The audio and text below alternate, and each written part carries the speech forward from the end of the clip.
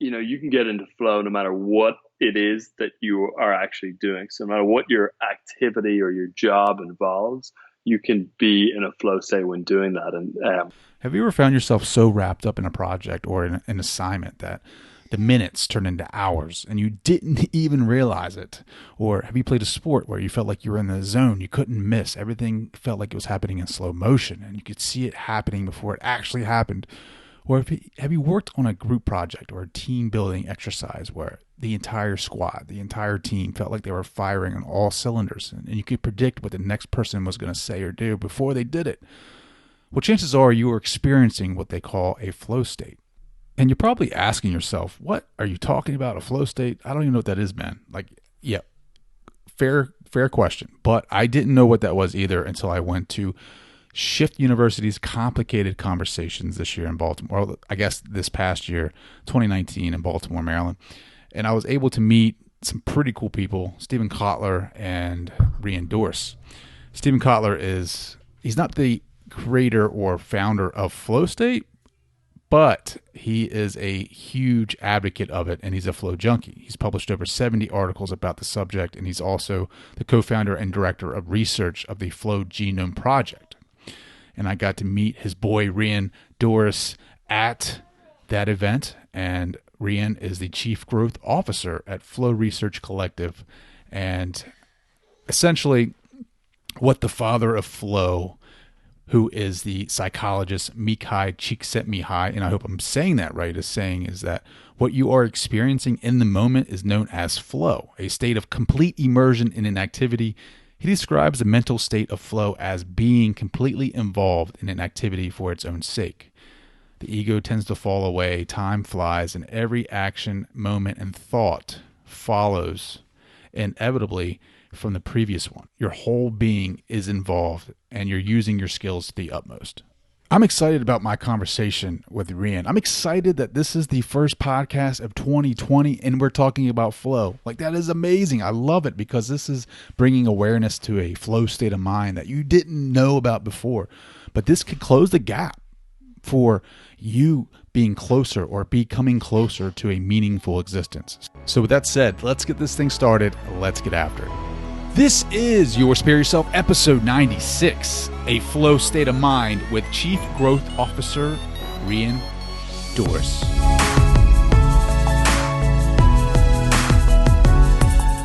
So when we do experience a non-ordinary state that gives us access to something more, we feel at first as something less. And that something missing is us. Or more specifically, the inner critic we all come with. Our inner Woody Allen, that nagging, defeatist, always on voice in our heads. You're too fat, too skinny, too smart to be working in this job, too scared to do anything about it. A relentless drumbeat that rings in our ears. This was Silva's monologue too, but he stumbled onto a curious fact. Altered states can silence the nag.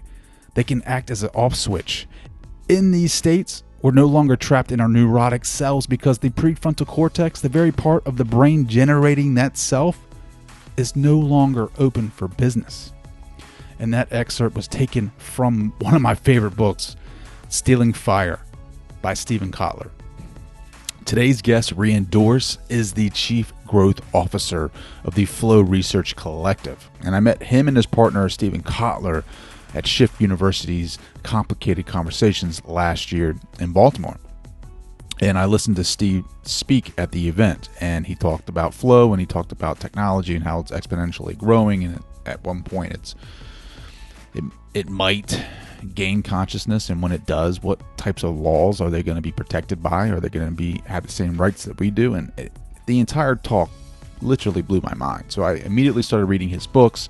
I started with the Rise of Superman, and I just finished Stealing Fire, and they are phenomenal reads, and I highly suggest that you guys go check it out. You can go check him out at his website, stephenkotler.com.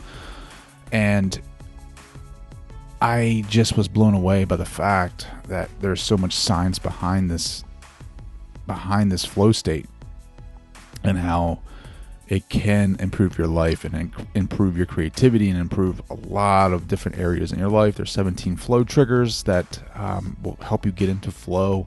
And what I like the most about Rian and Steven is that these guys like Kara over there, she loves them too, is that they're authentic and they're genuine and they really care about getting this information out to people and to the masses and how you can reach ultimate human performance. And you don't have to take any type of crazy mind-altering drugs. Like, I mean, will that probably help shift your consciousness? Yes, but I mean, ultimately the body supplies us with these chemicals in our body, in our minds, that allow us to shift our consciousness to get into these flow states where we can exponentially grow. And that's what their mission is. That's why they do their research, is to bring this to the masses. It's not just meant for extreme sports anymore. It's not limited to Navy SEALs. It's bringing it to you, the average Joe, to me, so that we can learn about it, get excited about it, and change our lives. And that's why I love these guys. They're so passionate about what they're doing. I mean, Rian's he's young and he's learning and he's coming up and he's doing amazing things. You need to research him right now. Rian, Doris, and Stephen. I mean, the first time I talked to him, we're having a conversation and we're connecting. And what does he do? Like, he's so like down to earth. He pulls out tobacco and he's like, I need to go outside and we can continue this conversation, but I need to have a cigarette. But he rolls his own cigarette. I mean, this is just confirming his badassery. We go out and he's rolling his cigarette and he's smoking it, and we're having this conversation about my story, about my fears growing up and how I've grown up in this blue collar background and how I want to change my story and how I want to do things for others and bring awareness about self-growth and self-mastery, and you are the key to your own success. And he's just listening to me and he's talking to me and he's like all about it, like he's just all in as he rolls a cigarette, which I thought was amazing. But these guys are the real deal. Like, these guys are the real deal. Like, they care about their work, they care about the science, they care about providing you with the science that proves this stuff works. And that's why I'm a big fan, is because they have the science that backs this stuff up. I'm excited. I mean, I know I sound like a fanboy, but I mean, this research, these conversations, their material, their literature just fires me up, because for the longest time I thought that I was born a certain way, that I couldn't access this stuff. Like, I wasn't privy to the information because of where I was born, and that I wasn't allowed to look at this. And it's like, talking to these guys, like, it's bringing awareness to me that anybody has access to this, and anybody can improve their lives, and anybody can exponentially grow their situation. And if you can't tell, I'm excited and pumped up about this conversation. I mean, this is a introductory 101 conversation on neuroscience for you. I mean, neuroscience has changed my viewpoints on life. It has helped me with emotional intelligence, how to gain better access to my emotions and my consciousness, and it's improved my outlook 100%. And I hope it changes yours a little bit, or maybe sparks the interest to research it more. And I have a ton of great guests coming up this year about neuroscience and mind hacking happiness, like Sean Webb, he's a great dude too. However, if you want to learn more about what Rian's doing and Stephen Kotler, you can go to flowresearchcollective.com and find out more about Rian there, or you can go to stephenkotler.com and see the books that he's written and some of the interviews. His Joe Rogan interview is up there. But these guys are the real deal. I cannot say that enough. I'm a fan. I'm all in on flow. If you can't tell. So without further ado, here is my conversation with Rian, Doris. What is going on, Superior Nation? I have a special guest for you tonight. It is Rian. Doris, he is almost a neuro. Are you a neuroscientist, or you're a growth? You're the chief aspiring neuroscientist. Aspiring neuroscientist. Finishing my master's in neuroscience, and then COO at the Flow Research Collective. So, explain that. Like, how do you become an inspiring neuroscientist? Did I become one? How do you inspire to be one? Like, what triggered that for you? Yeah, I think so. My sort of the kind of arc of my story or journey or whatever you want to call it goes back to having a head injury, which I know you read a little bit about at about age 13. I went down a water slide on holidays in Croatia with my family. It was like a kind of 100-foot vertical water slide. Those ones that go straight down. And I attempted to somersault off the bottom of it. And I semi-rotated and hit the top of my head off the concrete bottom of the pool, which was only about 3 foot deep. And luckily, my head was just perfectly aligned. If it had been an inch forward or back, I would have snapped my neck and died. But because of that, the shock just got absorbed through my kind of head, neck, and back, and it resulted in about 7 years of very challenging health symptoms, a sort of a post-head injury malaise, they call it, where you kind of are left with all these different symptoms after the head injury, like amnesia, chronic fatigue, very severe sort of nausea, and then a little bit later on down, as a result of the injury as well, depression, anxiety, things like that. And it was kind of when the sort of mental side of the symptoms, so the depression and anxiety, set in, which was when I was about 15 or 16, that I started reading about mental health, spirituality, peak performance, personal development, and all of these topics.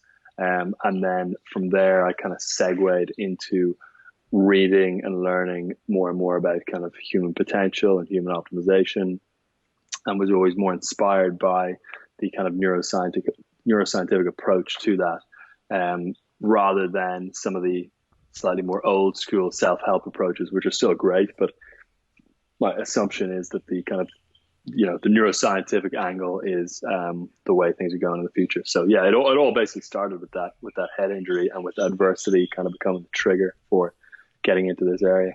So like when that happened, like what happened right away? Were you like knocked out? Like, did you have to go to the hospital? Like, what happened immediately right after? Yeah, so it depends what part of your head you hit, whether or not you actually, pass out from the concussion. So there's actually still a lump in my head right at the top there. But I remember just, this extreme noise actually from the impact.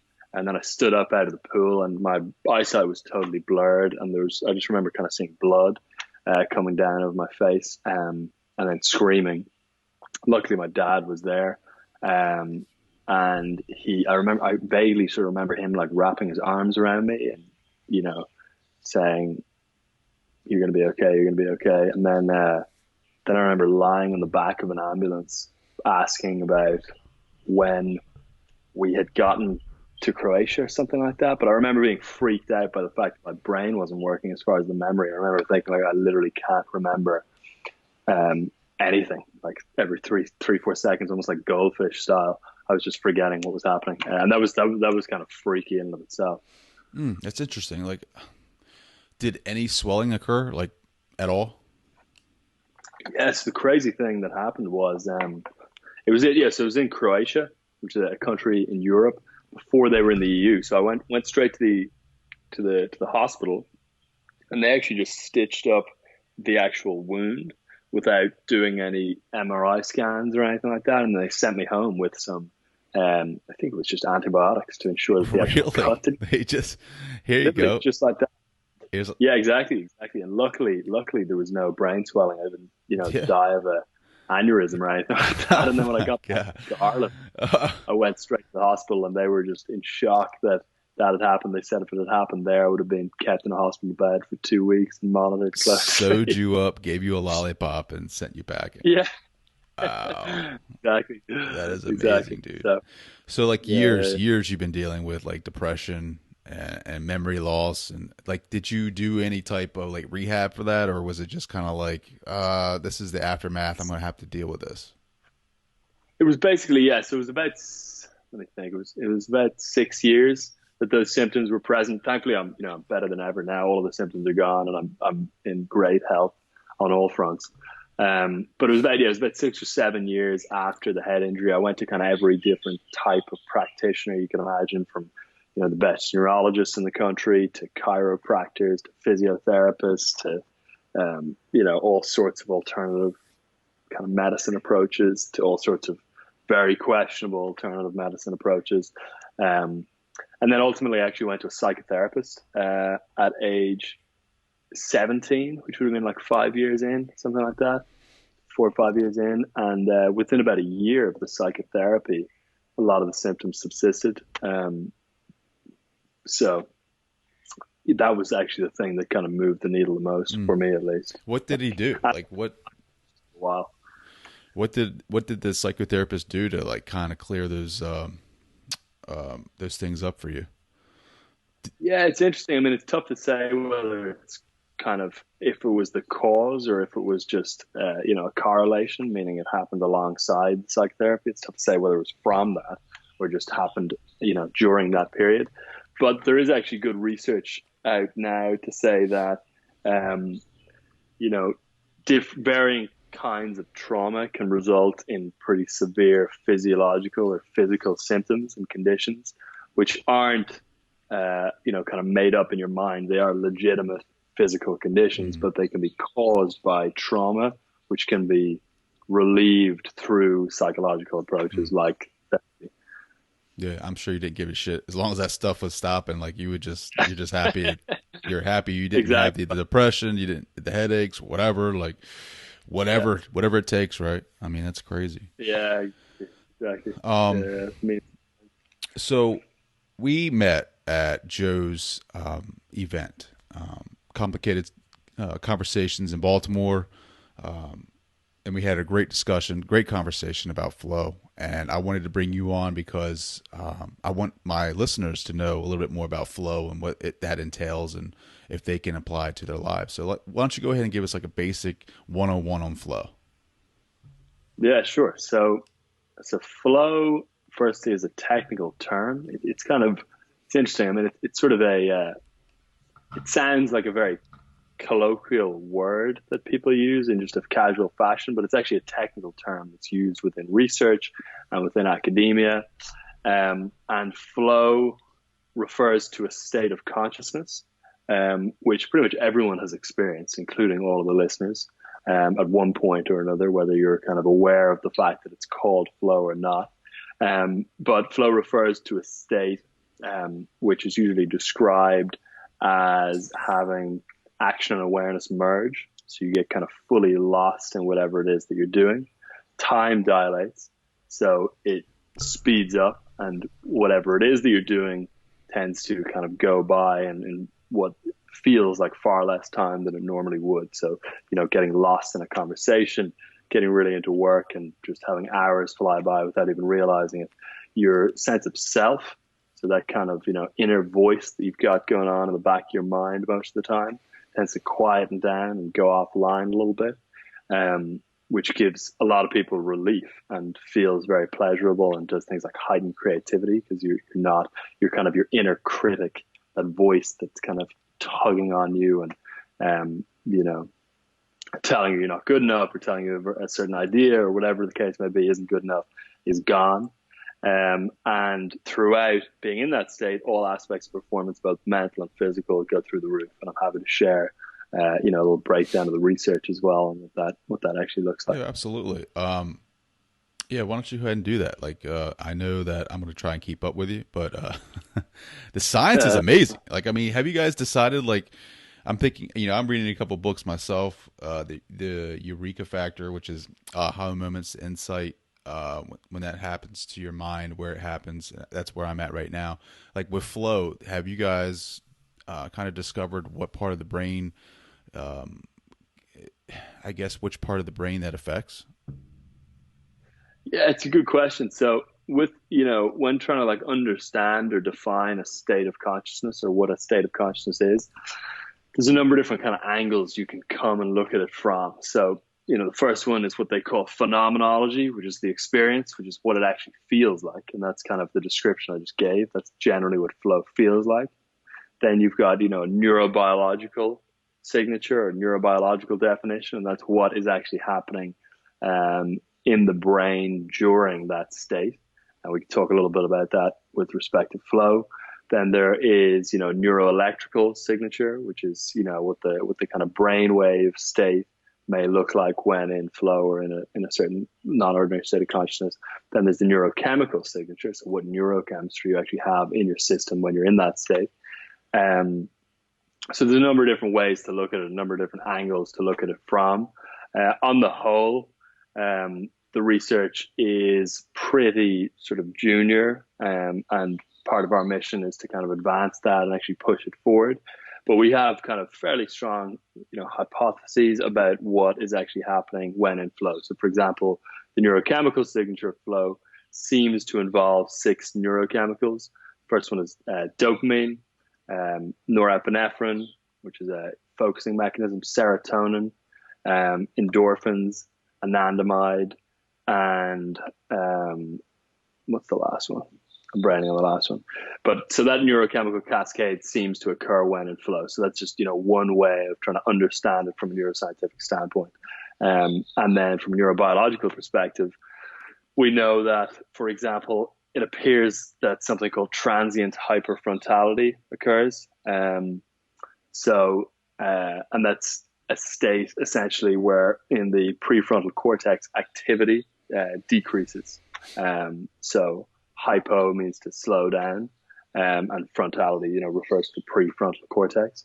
And that's how some of the symptoms or feelings of flow, like the decreased sense of self and the time dilation, occur because it's in that front part of your brain that you regulate time and your sort of sense of self and inner critic and things like that come from. Yeah, that's amazing stuff. Like when you're in flow, are you still, what is it, beta? Are you still in beta or are you in alpha?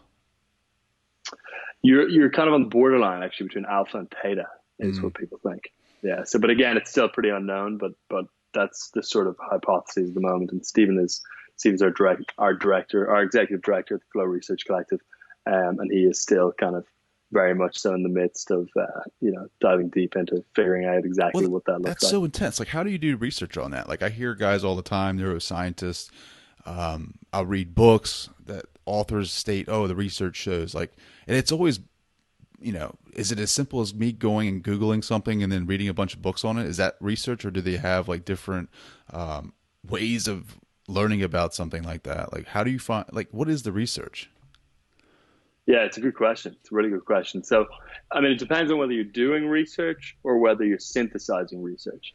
That's the way I would sort of distinguish it. So, if you're sort of synthesizing research that's already been done, that literally is going to be a matter of, reading various credible sources, thinking about them, putting together different aspects and parts and building out new hypotheses based on kind of your own original thought that you've gathered from actually reading research or whatever the case may be. And a more formal, academic version of that might be doing something like a meta-analysis. And a meta-analysis is going to be, a review, a formal review of dozens and dozens or sometimes hundreds of research papers to get new conclusions. So you could do a meta-analysis, for example, of like every, study around intermittent fasting or something like that, and try and actually understand what's happening there without doing any new original research. So you can synthesize research in these different ways. And then there is actual, primary research where you're actually going out and, studying different things, whether that is people or brain states or behaviors or whatever the case may be. And usually, that's going to be done in a lab. Usually that will involve some kind of technology. So it might involve, fMRI machines to, scan the brain and see what that actually looks like. But the research on flow has been, a combination of kind of Stephen synthesizing a lot of the research and putting together a lot of the pieces to be able to ask better, more informed questions, which is a great way to advance the research. And then also it's involved us partnering with academic institutions and various universities to actually do original research with them as well. Going through some of my research on you, I have to say, you guys have some of the coolest names for some of your awards over there, like the Dragon's Den candidate. Like, I was looking at that on your profile on LinkedIn, and that's pretty bad. That's pretty badass, man. Like, I wish I had, something like that, a Dragon's Den candidate. Like, what is that? That's funny, man. Yeah. So basically the Dragon's Den, I thought you guys don't have it out here. No, it's basically like an entrepreneurial competition. Maybe. I don't know. I'm not aware of that. No, but that sounds badass. Okay. Yeah. So basically, yeah, it's called the Dragon's Den.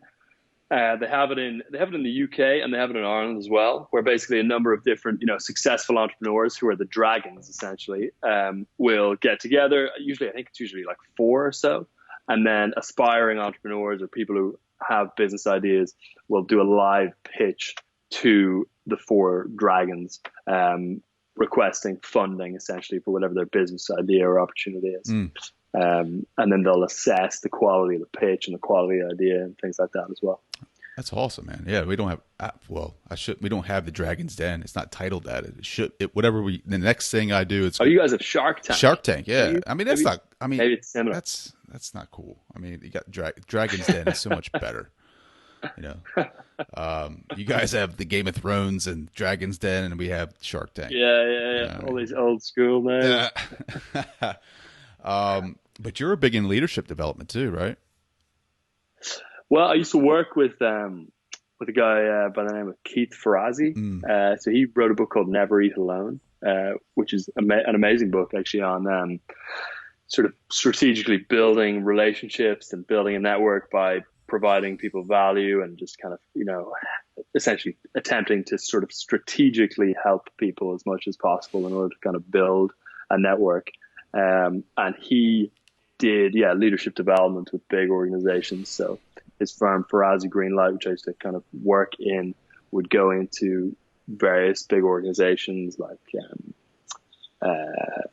Verizon or, all these big kind of Fortune 100 companies. Volkswagen was another one they worked with, and would run, leadership development initiatives in these firms to help the firm's executives and leaders improve their performance, improve their ability to collaborate, improve their team dynamics and things like that, with the goal being to have a positive impact on the bottom line overall.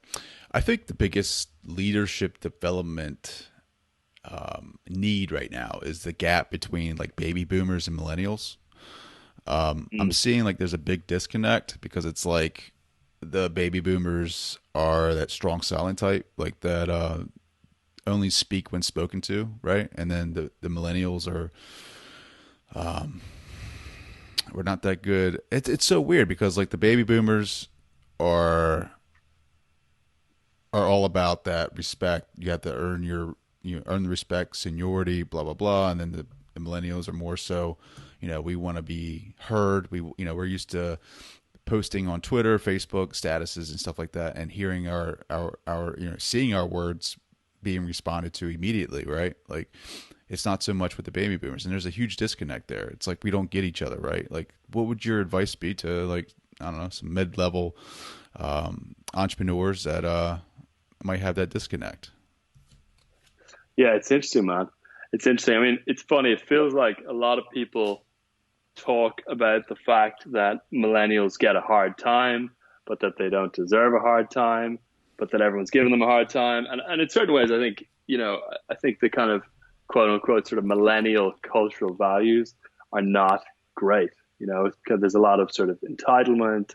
There's, arguably kind of too much of an assumption that what someone has to say is actually of value, which can sound like a very kind of, cynical, not very nice thing to say. But there is also, obviously everyone has kind of inherent worth and value, but there is also an element of, having to earn the ability to speak and to be able to say things of value through hard work and educating yourself and forming opinions over time and thinking about things. And obviously I'm a millennial, so I can't necessarily speak, but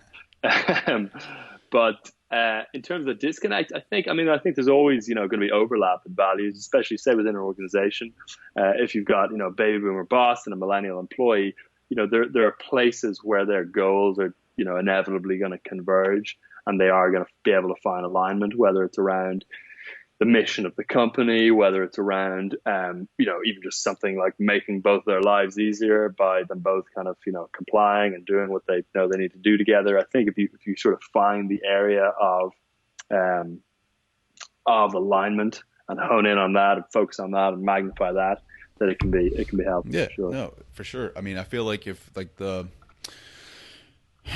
if the baby boomers just realize that they're gonna have to change up their environment a little bit, and the millennials, we're gonna have to disconnect a little bit and get away from texting and just kind of have a conversation, right? Like actual words, not tweets and texts and things of that nature. And I think we'll be all right. Yeah, it's interesting. I mean, it's gonna be amazing, really, to see how the kind of, what are they called now? Gen Z? Is that the newest generation? Gen Z, I think it is. Yeah. Gen Y. Yeah. Yeah, I think it's Gen Zoom Y. something. I think it's Z Zoomers. I don't know. It's something crazy. I heard something the other day, and I'm something like, that. I was like, what is that? Yeah, whatever that is, it's going to be interesting, to see how people turn out in a couple of decades' time, having grown up with social media from the get-go and with technology from the get-go.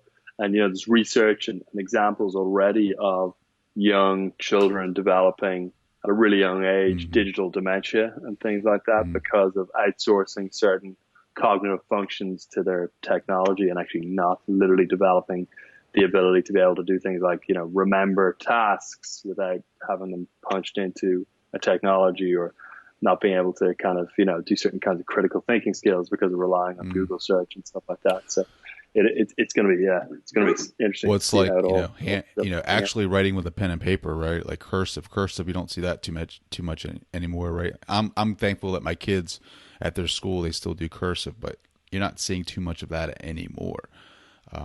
But getting back to flow and reeling it back in, because I can go down that rabbit hole all day long. What can I do? Like, what is your ritual, like daily rituals that you do to help get yourself in the flow?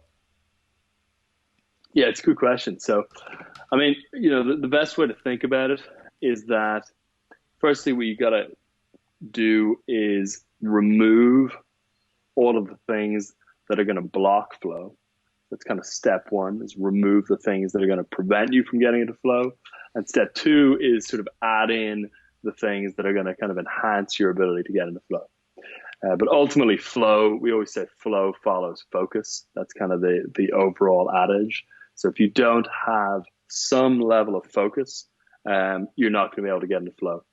And that focus can be occurring or present in any activity. Flow is not activity or task dependent. You can get into flow when engaged in any endeavor, any pursuit, but you do need to be able to focus fully. So most of my work is sort of knowledge work. So I'm at a computer for the most part, or on calls and things like that. But the first step is always going to be just eliminating all of the distraction, all of the noise, all of the chaos, all of the kind of reactivity that tends to sort of creep its way into your day and life and world.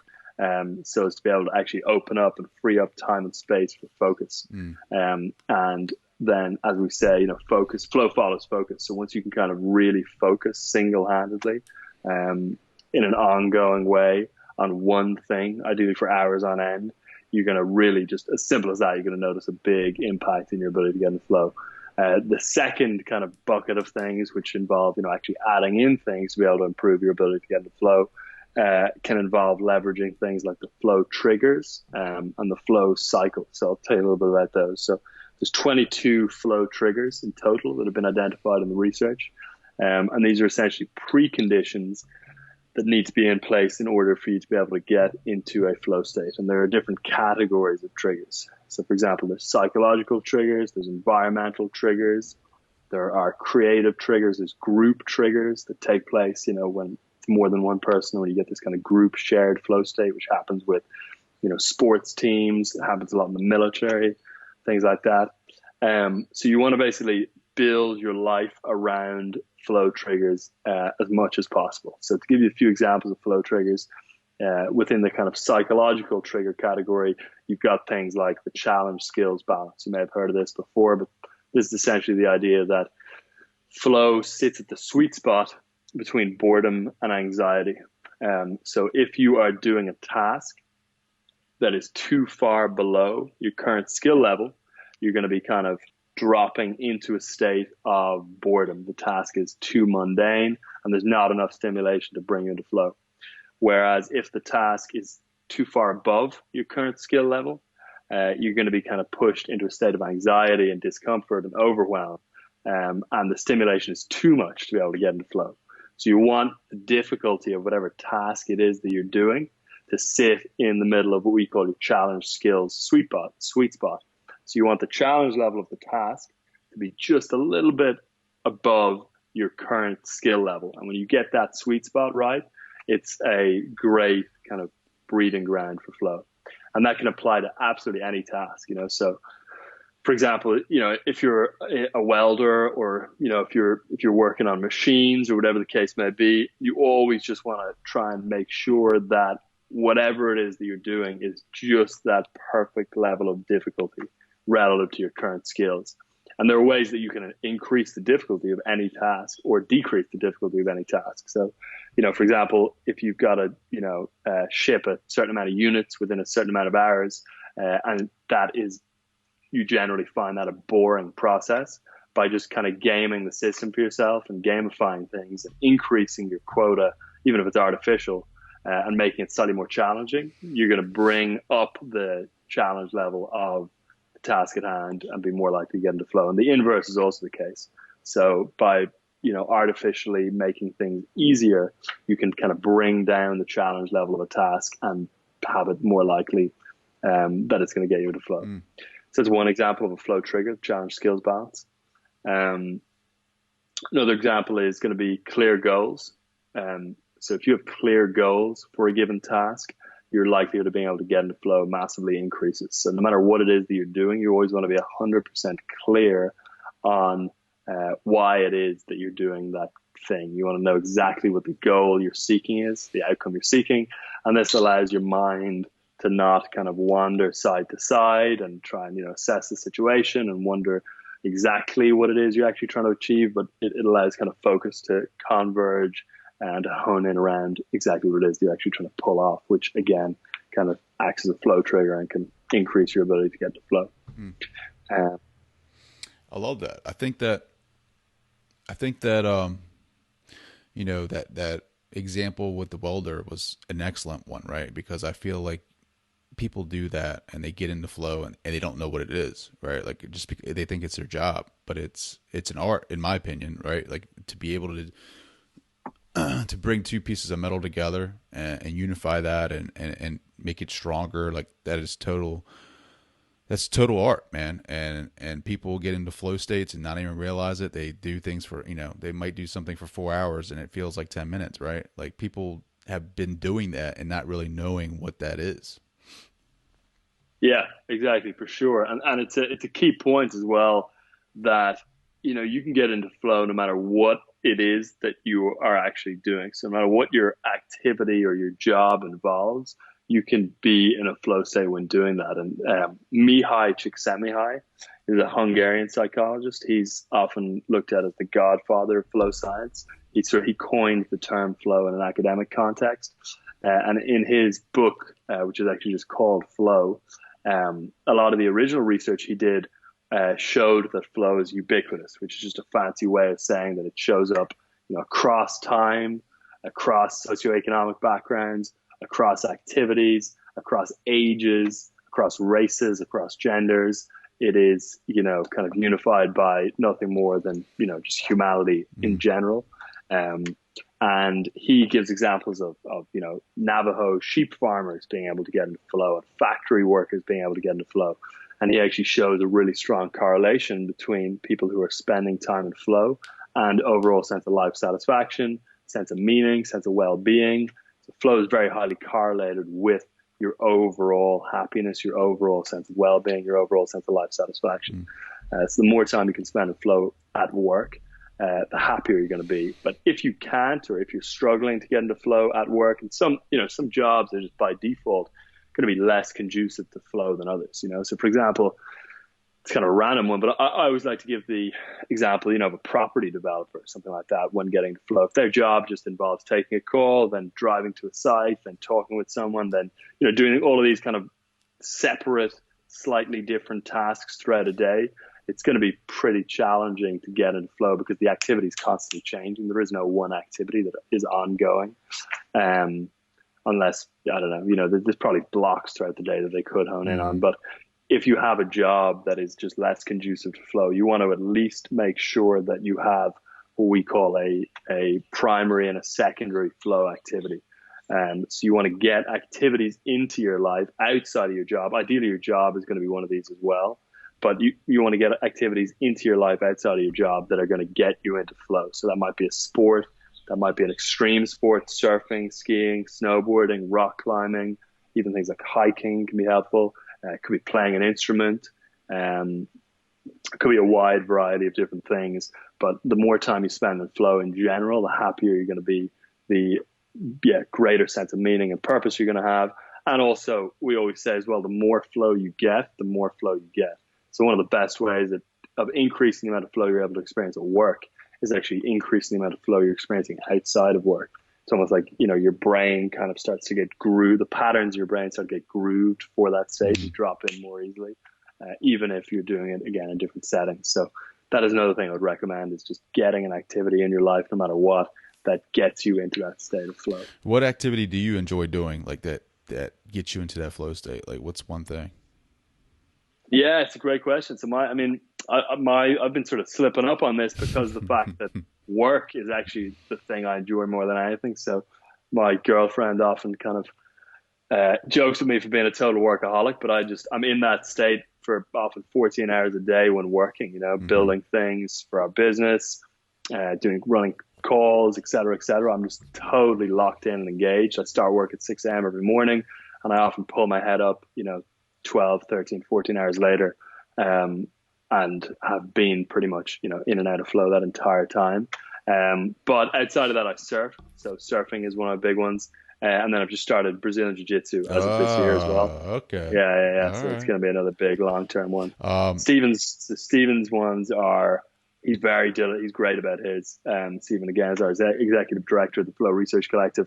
He skis, and he actually will plan his work around the ski season, because he knows that he's going to be so much more productive when in and around his ski days, that he's actually able to compress the amount of things like book deadlines around the ski season, because his output and the amount he's able to get done increases so much, because he's in and out of flow much more because of the skiing during those periods. Yeah, so Stephen skis and mountain bikes pretty diligently as well. Well, yeah, didn't he have something wrong with his legs? Didn't he have like a ton of fractures or something like that with his legs? Yeah, Stephen's, he's broken something like 88 bones, I think, doing extreme sports over the years. Wow, that is insane, dude. Yeah. Did you co-found the Flow Research Collective with him?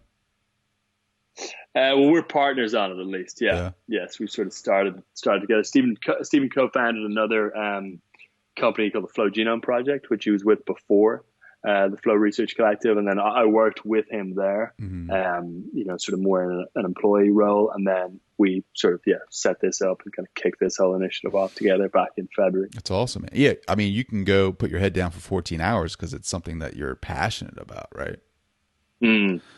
Yeah, it's the ultimate competitive advantage as well. It's tough to beat someone who enjoys what they do more than you do.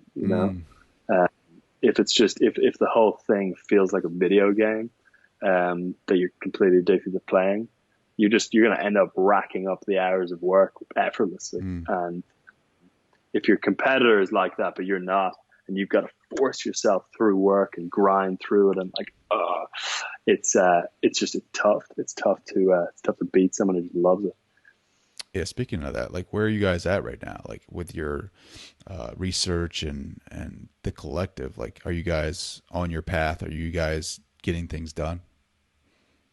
Yeah, it's been a blast. So we just started in February, and Stephen's been doing this research, and he's written New York Times best-selling books and things like that about this topic for 30 years. So we've got a long history from that perspective, but we just formally started this organization in February. We've got about 7 coaches now. So all of our coaches are PhDs or licensed clinical psychologists, and they work with our clients.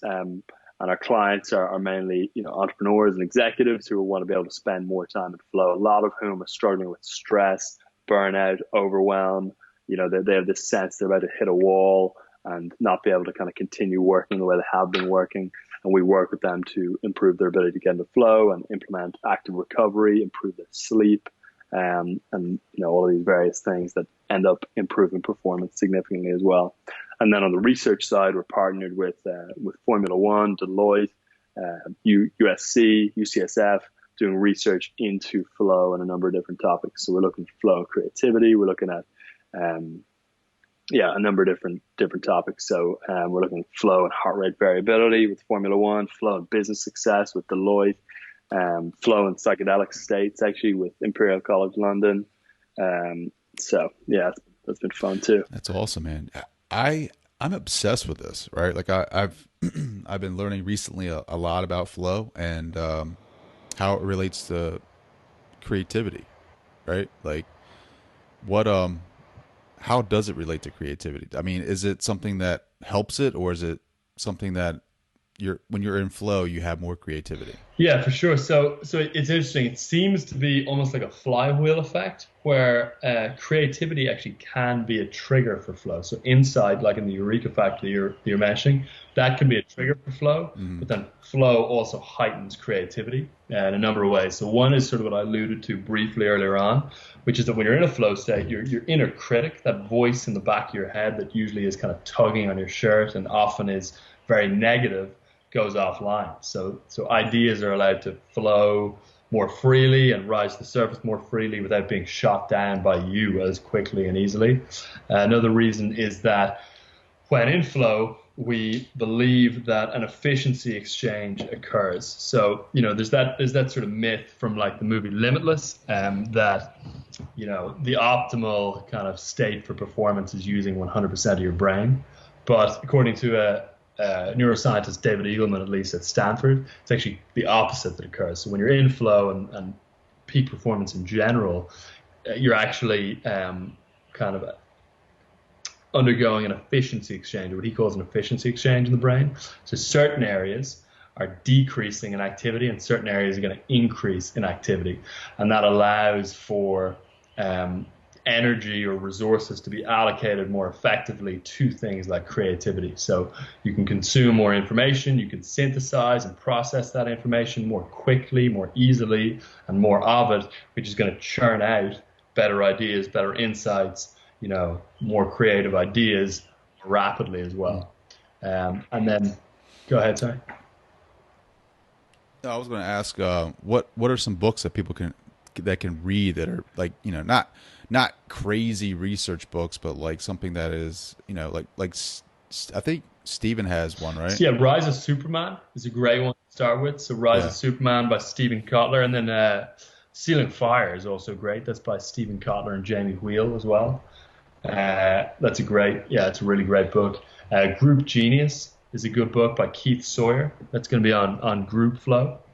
And another great book, actually, I really recommend to people, which isn't directly on creativity, but sort of relates to it.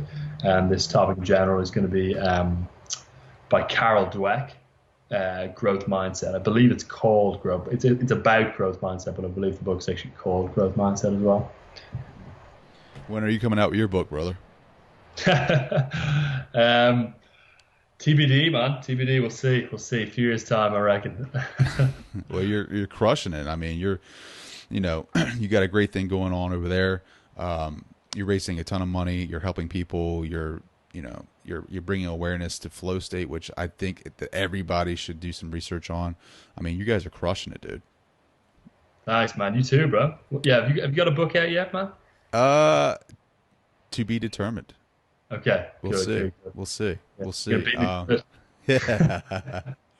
How can people connect with you? Yeah, so best way is actually to go to the flowresearchcollective.com. There's lots of free resources on the site there. If they go to media, the media tab, they can listen to some podcasts. They can, check out the books. We also have a really good free newsletter as well, which you can get on the site. We send that out every month. That's packed with content, which people find pretty helpful as well. So you can check that too. And I believe actually on the website as well, there's a free sort of training on flow as well on the website too. So that's awesome, dude. Before you go, I want to ask you, I'm going to go a little deep here. What do you want your legacy to be? Like when it's all said and done with, like what do you want to be remembered for? Yeah, it's a great question, man. I mean, I think I wrote it down myself years ago, actually, somewhere, that I would love to basically enhance people's experience of the human experience. So just improve people's kind of capacity to experience positive emotion and to fully realize their potential, and to kind of, you know, I think there's a book actually that has this phrase in the title, like to die empty. I've always loved that idea, to die empty, give it everything. Yeah, so that'll be the goal, I think. Well, hold up. Now that I'm remembering it, I think you do have a book, because I remember you writing an email to me or something saying that you used to want to be an inventor and that you actually put all your ideas inside of a book. Oh yeah. You just never made it to press, huh? Yeah, they never made it to press, man. My 3-year-old self wrote a bit of a book. What was the best idea in there? I think, man, it's interesting. Yeah, it's funny you mentioned that. I was talking to my girlfriend about this also recently. I think I was 3, either 2 or 3, and it was like this big black sort of scrapbook, and I'd draw, different inventions that I had in it. One of them, some of them were sort of impressive for a 3-year-old. One of them that I still remember, it was an idea for a polyaxial car axle. So it was essentially like the axle on the car would connect to the wheel from the top, which would allow the wheel to spin in a 360-degree fashion, so that rather than having to like park by kind of reversing in and out, you'd be able to just slide in and out, because the wheels could just turn fully to the side, so you could just drive fully. 3 years old you're having that? I think I was about 3, yeah. Oh my God, dude. Yeah. I was not having those types of inventions at 3. I think I was like, I don't know. I remember 3 years old. I don't remember 3 years old, but I remember photos from when I'm 3. And I think I was like, still obviously not at that stage, but like playing with, freaking Legos and building dumb shit compared to drawing axles. That's awesome, dude.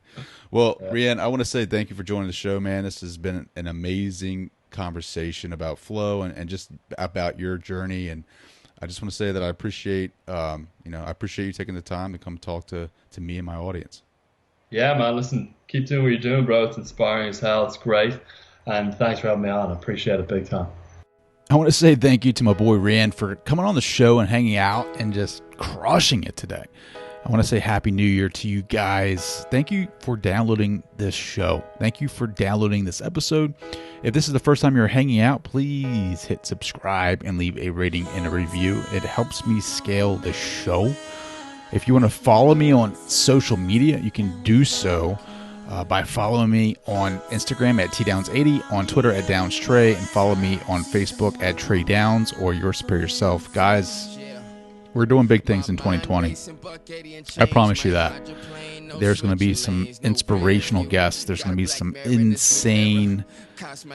insanely incredible, powerful, motivational speakers that are going to come on the show and help us become aware of what's out there for us. Guys, I'm excited. I hope you guys are too. So, thank you guys for hanging out today, and I will catch you guys later. It's all a game, better get your quarters out. Gotta play to win, try not to sin, better hope you make it out.